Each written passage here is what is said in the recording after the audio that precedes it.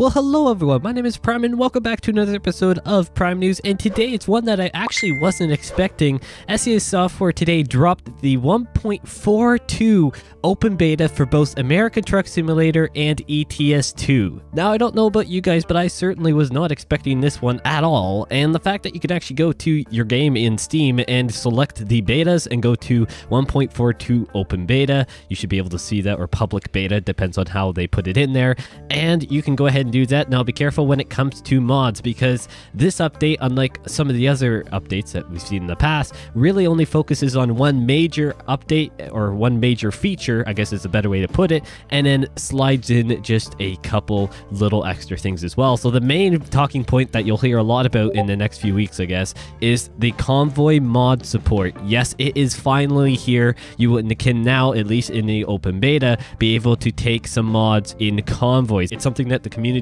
been really wanting, and it's so nice to be able to see, but it has not come very easily. SCS Software in the blog post, which of course will be linked down in the description below. You probably will want to read that, because I'm only going to try and summarize parts of it here, because there is a lot of information, a lot of details, especially about the compatibility of mods and the whole system and how they had to do it. So definitely go check it out if you want to know some of the extra fine details, but I'm going to try and get some of the crucial ones out of the way. So like I hinted at, it definitely was not an easy feat to be able to get it into the Convoy support here, because when it comes to just the compatibility of certain mods, and the fact that depending on the mod author, some of them are updated to certain game versions, some of them aren't, but they still work. It's one of those things that are very difficult to work around, but SCS Software has done it because they are awesome, and we now have Convoy mod support. So maybe you've seen it before, where you see a green or red icon by a convoy, essentially meaning if you can join it or not. That's the green and red, that's what it means. But in 1.42, they've actually added an orange icon, which indicates that you cannot join the server at that point, but you can use the mod synchronization UI, which is a new feature that they've added to the Convoy multiplayer,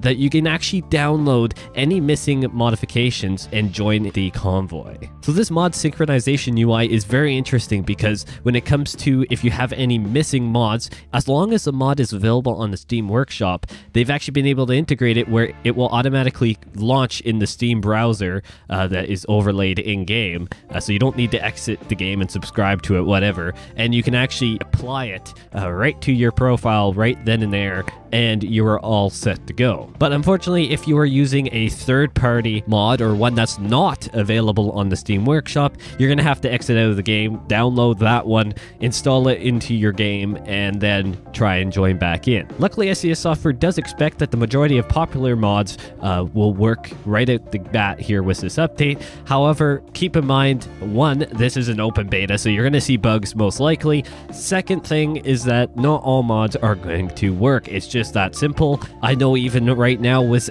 in standard ATS and ETS2, not all mods work, just because you need another mod, or there's just some update incompatibility there and it just doesn't work. So keep that in mind when you're trying to join these Convoy sessions. There may be some stuff that is just weird, and not all mods will work with it right now.